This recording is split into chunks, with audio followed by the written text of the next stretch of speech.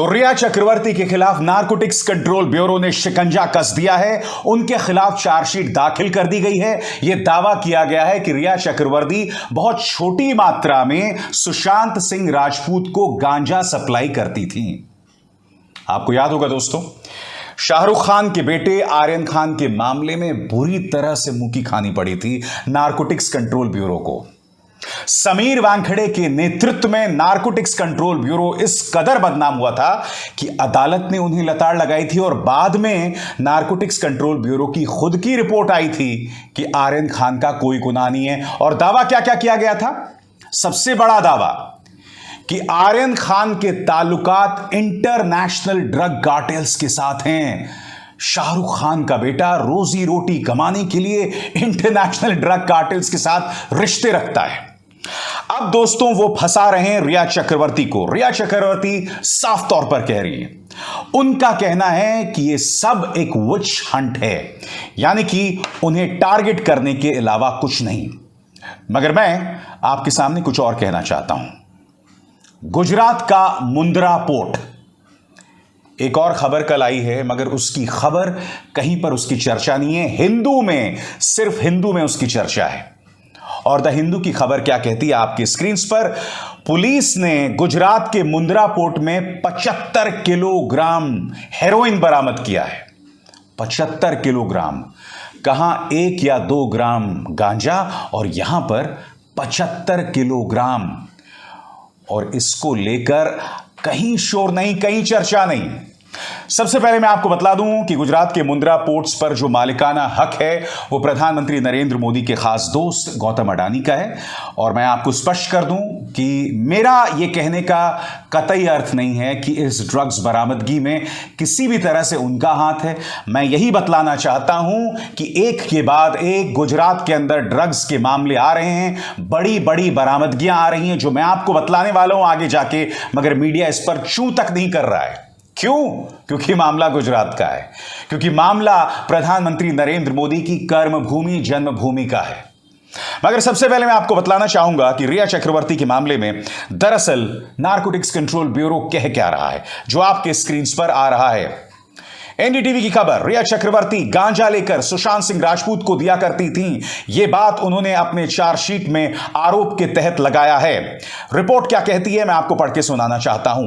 Actor Sushant Singh drugs case में narcotics control bureau ने actress रिया चक्रवर्ती को आरोपी बनाया है। इस केस में एजेंसी ने चार्जशीट फाइल की है जिसमें रिया चक्रवर्ती का नाम भी शामिल है। एनसीबी चार्जशीट में आरोप लगाया गया है कि रिया चक्रवर्ती गांजा लेकर सुशांत सिंह राजपूत को दिया करती थी।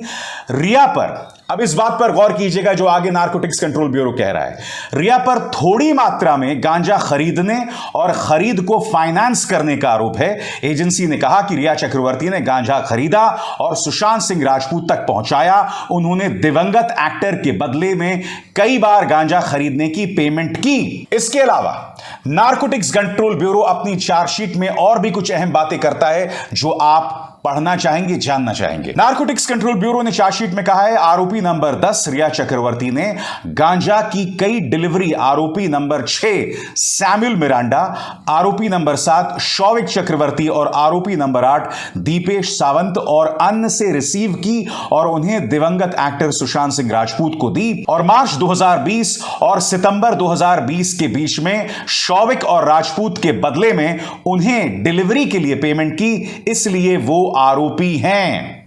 सारा ध्यान ड्रग्स को लेकर हमारी व्यवस्था का बॉलीवुड को परेशान करना है और इसके अलावा कुछ नहीं। शाहरुख खान के मामले में आप जानते हैं दूध का दूध और पानी का पानी हो चुका है। आर्यन खान के मामले में पहले अदालत ने फटकार लगाई नारकोटिक्स कंट्रोल ब्यूरो को, फिर नारकोटिक्स कंट्रोल ब्यूरो ने समीर वानखेड़े को खुद मामले से हटा दिया और बाद में खुद बयान जारी किया कि आर्यन खान का कोई गुनाह नहीं था। अब रिया चक्रवर्ती निशाने पर है, मगर असल मुद्दों की तरफ ना मीडिया का ध्यान जा रहा है और पता नहीं नारकोटिक्स कंट्रोल ब्यूरो क्या सोच रहा है। आपके सामने द हिंदू की खबर, police seize 75 kilogram heroin near Mundra port in Gujarat. इसमें बताया जा रहा है कि पंजाब पुलिस और गुजरात एंटी टेररिस्ट स्क्वाड उन्होंने करीब 75 किलोग्राम हेरोइन सीज की है और इसकी कीमत करीब 375 करोड़ बताया जा रहा है। और ये कहां पर पकड़ा गया है दोस्तों? ये पकड़ा गया है कच्छ जिले के मुंद्रा पोर्ट के पास एक कंटेनर में। दोस्तों, गुजरात की निगाह से हाल में हालात बद से बदतर होते जा रहे हैं, क्योंकि गुजरात में लगातार ड्रग्स पकड़ा जा रहा है और इसकी तरफ ना मीडिया का ध्यान है न किसी और की तरफ। मैं आपको बतलाना चाहता हूं पिछले कुछ दिनों में किस तरह से गुजरात में सीजर्स हुए हैं नशीली दवाओं के, एक एक करके आपके स्क्रीन पर। सबसे पहले मैं आपको बतलाना चाहूंगा, इसी साल अप्रैल में एंटी टेररिस्ट स्क्वाड ने कच्छ के कांडला पोर्ट से जो है 1300 करोड़ की नशीली दवाएं जो है वो बरामद की थी। और यह एक जॉइंट ऑपरेशन था डायरेक्टरेट ऑफ रेवेन्यू इंटेलिजेंस के साथ। यानी कि बार बार इस तरह की खबरें गुजरात से आ रही हैं। और सबसे बड़ी खबर जो सामने आई और उसे दफना दिया गया, गुजरात के मुंद्रा पोर्ट से करीब 3000 किलोग्राम हेरोइन बरामद हुई है और इसकी जो कीमत है दोस्तों वो बताई जाती है 21,000 करोड़ रुपए। 3000 किलोग्राम हेरोइन बरामद होती है जिसकी कीमत 21,000 करोड़ रुपए है और यह भी मुंद्रा पोर्ट से बरामद होती है। पिछले कुछ अरसे से दोस्तों गुजरात इस मामले में लगातार चर्चा में रहा है, मगर दुख की बात यह है कि मीडिया चूंकि बेईमान है इन मुद्दों की चर्चा बिल्कुल नहीं करना चाहता। वो आपका ध्यान छोटे मोटे चीजों में भटका कर रखना चाहता है, जैसे कि रिया चक्रवर्ती। अब मैं आपको और बताता हूं बरामदगी कितनी बड़ी होती जा रही है गुजरात के अलग अलग क्षेत्रों से। अब यह खबर देखिए, 2022 में गुजरात एटीएस ने करीब 717 किलोग्राम नशीली दवाएं बरामद की थी और इसकी कीमत थी 3,586 करोड़ रुपए। करीब 6 मामलों में यह बरामदगी हुई थी और इस सीजर में, इस रेड में करीब 16 पाकिस्तानी नागरिकों की भी गिरफ्तारी हुई थी। फिर गौर कीजिए दोस्तों, 2020 और 2021 में भी करीब 327 किलोग्राम नशीली दवाएं बरामद हुई थी और इसकी कीमत थी 1,591 करोड़ रुपए।